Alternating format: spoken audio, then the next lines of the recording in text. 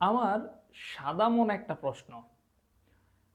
বিভিন্ন সময় বিভিন্ন রাজনৈতিক ব্যক্তিত্ব যারা রয়েছে বিভিন্ন দলের, আপনি জামাত ইসলাম বলেন, বিএনপি বলেন বা অন্যান্য যে কোনো দল বলেন, তারা বলে যে অন্তর্বর্তীকালীন সরকারকে সব কিছু সংস্কার করার দায়িত্ব দেওয়া হয় নাই।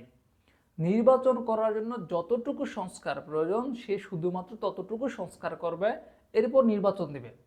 বাকি যা সংস্কার প্রয়োজন সেটা জনগণের নির্বাচিত সরকার এসে করবে।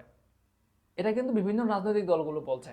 তো আমার সাদা মনের প্রশ্নটা হচ্ছে, এই যে আন্দোলনগুলো হচ্ছে বর্তমানে বাংলাদেশে বিভিন্ন ইস্যুতে বিভিন্ন দাবিতে, এক এক দিন এক একজন রাস্তায় নেমে যাচ্ছে, রাস্তা ব্লক করতেছে, বিভিন্ন ইস্যুতে ঝামেলাগুলো তৈরি হচ্ছে, আন্দোলন হচ্ছে।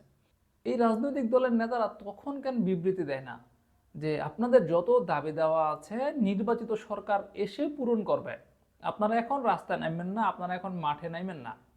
এই কথাগুলো কেন বলে না?